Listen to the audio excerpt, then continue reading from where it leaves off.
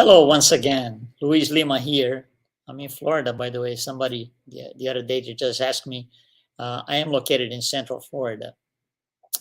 Anyway, this is Spiritism, a closer look. It's being transmitted via Kardec Radio, also our Facebook page and our YouTube channel. For questions and suggestions, I always like to say that for suggestions and questions, you can just go to one of the options down here on your screen. You can write us via email, log on to Kardec Radio, or you can just go to our Facebook page. It works any of these three ways. Last week, we took a closer look at Darwin and Spiritism. Of course, falls within evolution. So we discussed a little bit about who Darwin, the man, was, how his work came about, and then what his work represented at the time and represents today. We're going to do the same thing tonight, but not Darwin. Tonight, we're going to take a closer look at Lamarck and Spiritism.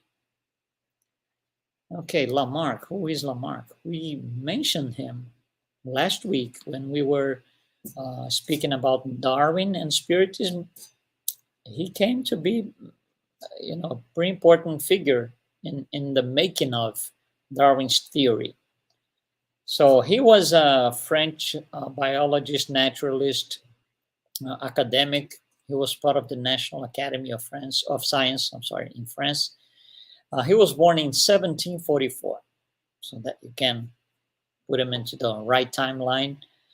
In France, he went to a seminar, Jesuit seminar, in his younger days. Then he served the army, the French army, for about 7 or 8 years. Then he quit the army and he went to work for a bank as a clerk worker. While he was working at this bank, he met one of the bank's clients, Jean-Jacques Rousseau. Did you ever notice that this name comes and goes all the time in Spiritism when we talk about some sort of history or historical facts surrounding or directly related to Spiritism? He keeps coming back. It's just incredible. Jean-Jacques Rousseau was one of the great names within France in the Age of Enlightenment, which is a philosophical movement that really changed a lot of things in the world. And by the way, it allowed Spiritism to be able to come on board, per se. We already explained that in another live. By the way, the lives that we have, sometimes I mention something that we have done in the past. You can always go back to Kardec Radio or our Spiritist page. It's always going to be there. Or my YouTube channel as well. Anyway, let's continue here. So as a bank clerk, he meets Jean-Jacques Rousseau and another, one of these great names in the Age of Enlightenment, Diderot. And once they got to know each other, he was really interested in the way these philosophers were thinking. You got to remember, they were under a tremendous pressure of the church. For the church, you have to sustain all the dogmas. You can't ask anything. It's heresy if you ask. And the philosophers were telling the population exactly the other way around. We don't know enough. We're not progressing as fast as we should because we are not asking. And we are not asking because we subscribe to the idea that the church presented to us, that you can't ask. So anyway, so he starts, that thing, it keeps pounding on his head. The French Revolution ends, that was in 1798. And before the monarchy comes back as a form of government, there's a gap. There's a gap there. During that gap, Lamarck, again, he was a naturalist and biologist, so he was invited to work and transform the royal gardens of the palace. So during that time, there's no pressure of the church because the church was somehow connected to the government, to the monarchy, and they were gone. after the revolution for a few years. So, it kind of opens the way. It's not a coincidence, of course, but it kind of opens the way for somebody to voice what they think about evolution, that creationism, which is the classical line of thought within the church. So those voices are now being heard, and the church doesn't like, but they kind of lost the power when the monarchy fell. But the monarchy came back. It was reinstated a few years later, and along with that, the church got back the power they had before. So church and state were now realigned again, the two powers of source. So when that happens, Lamarck kind of, I'm not going to say he was in a bad position, but some people within the church and within the academy, the Science Academy of Science, didn't like him because he was talking about evolution all the time. And we had centuries and centuries and centuries of no evolution. So, some people just didn't like him. One of them was his academic rival, we would say, George Cuvier. So Cuvier had been demoted when the monarchy was gone. But now that the monarchy is back, he got promoted back again, and he took over his prestigious life in the French National Academy of Science. And he didn't like Lamarck at all. So he was kind of, this guy now is above me and I don't like that idea. I'm going to have to do something. Unfortunately, trials and expiations. Yeah, we have to go through this and overcome it.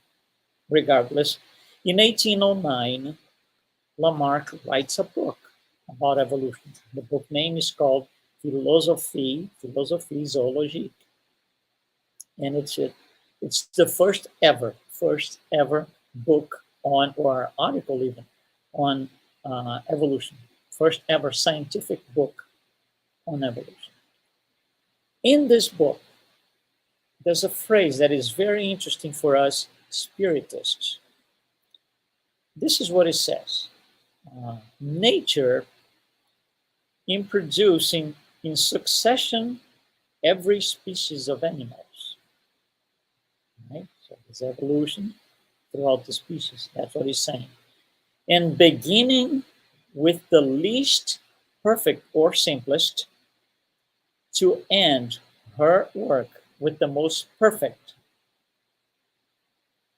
So nature goes from the simplest to the most perfect. Doesn't that resonate with something that we know out of Spiritism?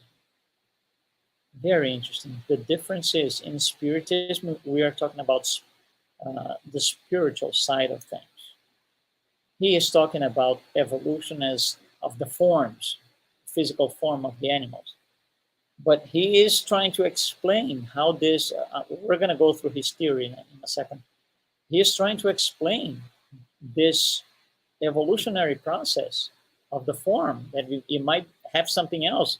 It doesn't happen by itself. It happens because nature wants that way. Well, what is nature? It's not a person. Right? Nature is anything above the material plane.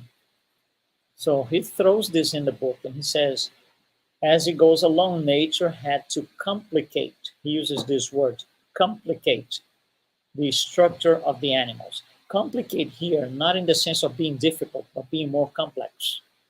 Obviously, a lot more difficult to understand and study.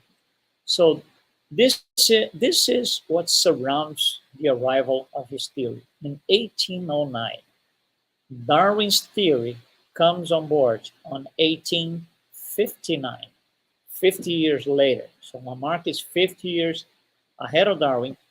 And I mentioned that last time. Darwin, in his younger days, studying science, he read the book, the Lamarck's book, and he was absolutely in love with the idea, not necessarily the theory, but the idea that there's evolution. That made him pursue a career, we could say, right? Or a lifetime on the subject. Very interesting. Anyhow, about the theory itself, what is Lamarck telling us? Well, we know how he came about, but what is he really telling us? Okay, the basic idea behind Lamarck's theory is environmental factors, different environmental factors, could trigger modifications in individuals of a certain species. The most memorable phrase or line of thought that Lamarck left to this day is the neck of the giraffes. Because he was, you know, if you go to the church in those days, the church tells us the world was created. Actually, this is a lot of scientists who are going back to the church and saying this. Listen, you're telling me that the world was created in 6 days or 7 days, depends on how you interpret. So whatever, 7 days. What day was the giraffe created? And the church goes like, you can't ask that because it's dogmatic. You can't ask. And that became this trademark, per se, of Lamarck's lifetime around the theory of evolution. This is the man about the giraffe's neck. Oh, yeah, Lamarck. So he got very well known because he was asking that. And his idea is there were environmental factors that somehow, and he was going to try to explain, somehow triggered the animal to pick up leaves from higher trees. So, and he couldn't get there easily. So they couldn't, had to like stretch the neck. And with that, centuries after centuries after centuries, generations after generations, the animals, the offsprings will have the ability to follow the same path, which is like, stretch the neck. This is in very few words, the essence of Lamarck's theory. So these modifications would be transmitted to the offspring. So future generations, for example, in the case of an animal before becoming a giraffe, if you will, would be, the neck would be 1 millimeter more, next generation another millimeter, and so on and so on and so, and it gets to what we know today as a giraffe. And he goes about this. The reason for the modification is the adaptation to the environment. Because if you do not adapt, let's say, for example, in the case of giraffe, right? If there are no leaves on the floor that you can pick up and eat, there's no grass, no anything. If you do not put any effort to adapt to the situation and stretch your neck to get up on, get the food from the trees, you're gonna die. So there is for the animal, there is a visible necessity to do that. It's part of the instinct. And that's how, according to Lamarck, the theory comes about. Now there's something else.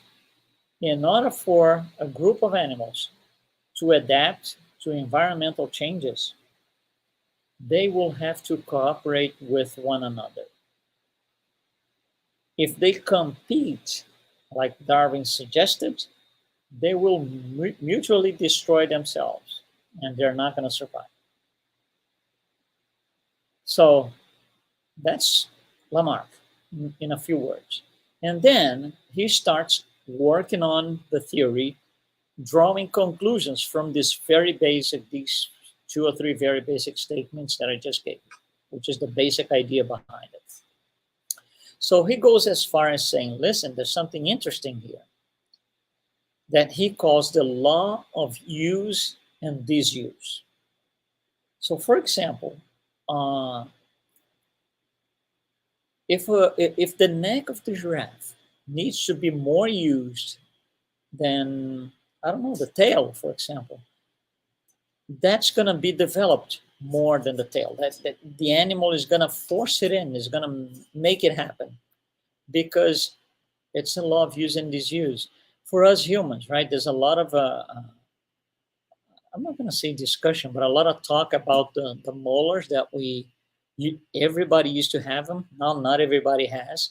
And, there's a line of thought within dentistry that thinks they're not really necessary. They're too far back and they don't help you much. So is that some people have them extracted. So, newcomers per se, right? They don't have molars anymore because they're not being used. That's Lamarck.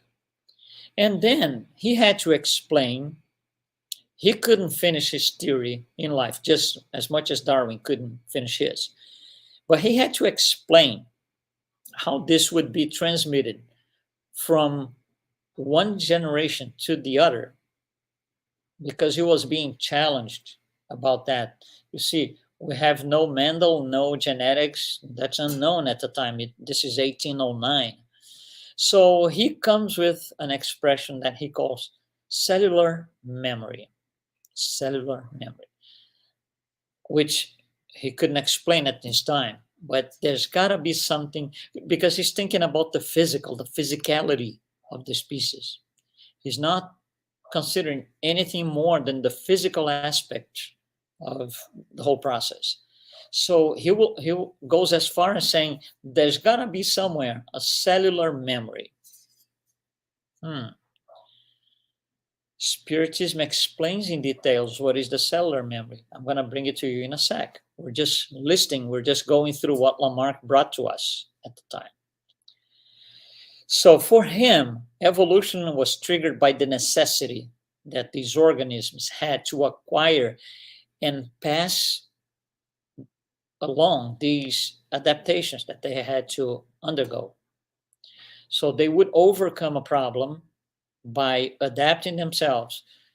Future generations would follow that, and that would create a new species. Well, going back to the beginning, now that we know what the theory says, the church doesn't like that at all. And his rival, Mr. George Cuvier, liked it even less. And he said, I need to bring this guy down. I need to find a way to make him defunct altogether. So nobody reads, nobody even will remember his name ever. So he starts writing against the general idea behind Lamarck. So Lamarck dies. Cuvier, Lamarck was part of the French National Academy of Science. So was Georges Cuvier. When Lamarck died, the Academy asked for a volunteer to do the eulogy. And Cuvier said, that's me right here. I'm the one. So he writes his eulogy attacking Lamarck in every single word throughout his entire text. So before the actual day of the eulogy, the Academy reviews and says, you're not doing this. This is absurd, what you're doing here. So they blocked him. The Academy did not let him do the eulogy because he thought he was going to make Lamarck, a dead thing of the past. Nobody would ever talk about him again. It didn't happen. So until Darwin, 50 years later, Lamarck was predominant. That was actually the only thing. There were two things, creationism or Lamarck. Lamarckism, as we say. After him comes Darwin. We spoke about that. After Darwin, one guy called Weismann, he absolutely was in love with what Darwin brought. And he said, Darwin is right, Lamarck is wrong, and I'm going to prove that Lamarck is wrong. So his point was mutations, adaptations cannot be passed along to future generations. And I'm going to prove that. So what he does is he gets a group of rats, small mice, and he cuts the tail. The offspring of that one is the offsprings are born full tail. Then he cuts again, generation number 2 now. The third generation has full tail. Then he cuts again, the third generation, the fourth has full tail. He does that for 5 generations. And he says, you see, he was wrong. And everybody buys the idea. And on that day, and this is 1895 more or less, on that day, Lamarck became extinct, his theory. He will survive again and come back, especially with us spiritists. But he was dead. Nobody wanted to even mention his name anymore. So this guy Weizmann, he did Darwin a favor by doing all of this. But you see, if you look back in the original theory, he never said it's going to take place in 5 generations. He said centuries and centuries, many, many, many generations. Plus, if you cut the tail of a rat, it's not really he needs to adapt to survive. The offspring is, it doesn't justify completely. There's something missing there. But for some reason, we subscribe to that theory, and we praised Lamarck and we praised Darwin and forgot about Lamarck. So for Lamarck, the evolutionary process mimics the organism ability to respond and adapt to these changes, and they are dynamic. The environment changes, right? So that was the whole theory of Lamarck. Now, Mr. Cuvier, the arrival, he looks into this and says, we got a problem. We got a problem. A lot more complicated than we originally anticipated. And the problem is, this guy, Lamarck, is telling us that there's evolution, blah, blah, blah, blah, blah, blah, and species are going to adapt to the environment and so and so and so and so. But if he's telling this about animals, it could happen to humans, which are, in his view, per se, special kinds of animals, much more advanced and intelligent. But still, if you're looking at the form only, all these men are looking at the physical form. Then yeah, we have a physical body just like any other animal. 70 trillion cells, yeah. So he said this is going to be a problem because this guy is proposing, ultimately, look at the conclusion the guy drew. This Lamarck was, quotes, right, proposing, ultimately, that society will evolve. There's evolution within society. And he said, this cannot happen because the church is in control. And the church does not believe in evolution. The church is creationist. So that became a problem for the church because they kind of put their hands on their heads and say, oh my God, what are we going to do about this? It was really complicated at the time.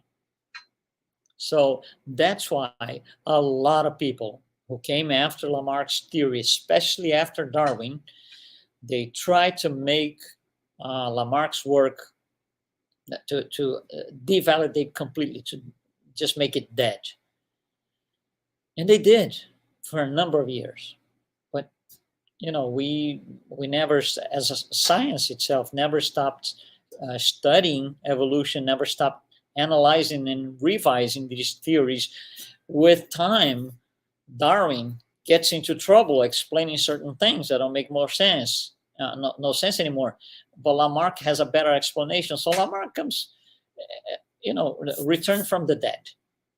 He starts showing up here and there in studies, in lines of interest. And interestingly, we spiritists, we have a lot of respect for Lamarck because on the literature of Spirit André Luiz, we are going to find, in other words, what Lamarck called the cellular memory. What did Lamarck mean by cellular memory? It's something on the cells, the group of cells has to memorize, for example, that the neck has to be on this life. I'm an animal and I need my neck longer. That gets, quotes, memorized, transported to a future generation. The future generation says, Oh, I remember now. I'm supposed to, always be stretching my neck because of evolution, because then I can get my food. This is cellular memory. André Luiz called something called fragmented conscience. This is what André Luiz says. It's from the book Evolution in Two Worlds. Through the birth and death of the form of the physical body, through the birth and death of the form, it undergoes continuously modifications on the two planes, spiritual and material, in which it manifests itself, the animal, the organisms.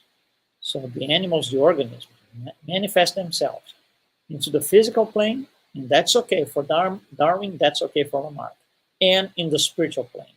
That's not okay for both at the time because they didn't have the knowledge that we have today.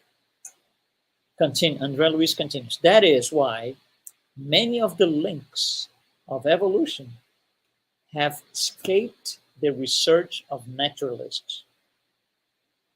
They represent stages of the fragmentary consciousness outside the corporeal field per se, in the extraphysical regions, where this same incomplete consciousness continues to develop its subtle vehicle, the body.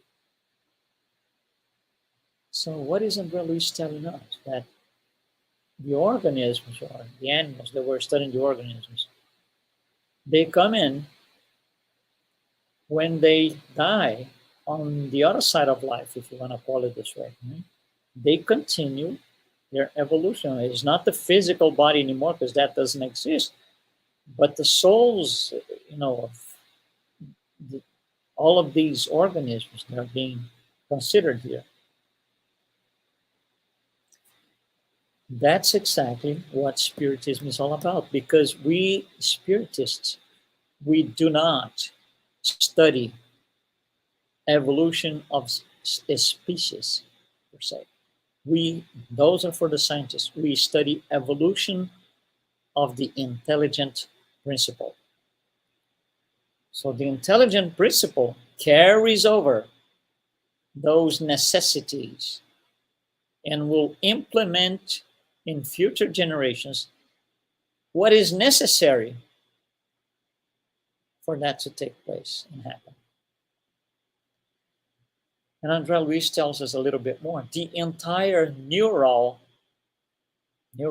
organization of the individual represents the perispiritual powers that have been gradually gained by the spirit over many millennia. Meaning all of these things were being archived, if you will, on this perispiritual, on the perispirit. So when you get Lamarck's theory and you add or attach the concept of reincarnation, Lamarck, then it's easily explainable. And it doesn't change anything for Darwin. It doesn't make it easier to be understandable. Because three things. Darwin, number one, Darwin. The core of Darwin studies is random mutations. Number two, the core of Lamarck theory is necessary adaptations or intentional mutations. For Darwin, the existence of, the concept of reincarnation doesn't change anything because he thinks, or neo-Darwinism considers these mutations to be random. So there is no intentionality of whatsoever. Spiritism studies evolution, and Spiritism will tell us spiritual evolution leads to physical evolution. Of course, you cannot have a more developed, intelligent principle trying to use the same old physical body from 50 millennia ago. because you're going to be limiting the intelligence, the realm of activity of that much more intelligent principle, because the body becomes a limitation. So spiritual evolution leads to physical evolution. Again, to wrap up, number one, Darwin, random mutations.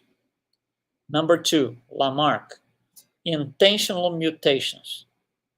Number three, Spiritism.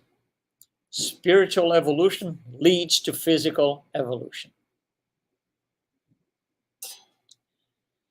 Hopefully that was a little bit more clear, if you will, for all of us, because we are all studying. We're all in the same boat trying to adapt, right? And study more to know more. So hopefully this is going to help you understand a little bit more. And, science is always studying and bringing new ideas. What helps a lot, what helps science a lot, is the discovery of fossils. All the time we see things here and there popping up. They study DNA, evolution, and stuff like that. So yeah, we're going to get there one day. But hopefully it was clear in these two lives that we did, the past one and this one, how Spiritism, Darwin, and Lamarck relate to each other or not. Hopefully it's clear enough. Thank you very much. Spiritism, a closer look. We'll be back next week, 7 p.m. Eastern Time.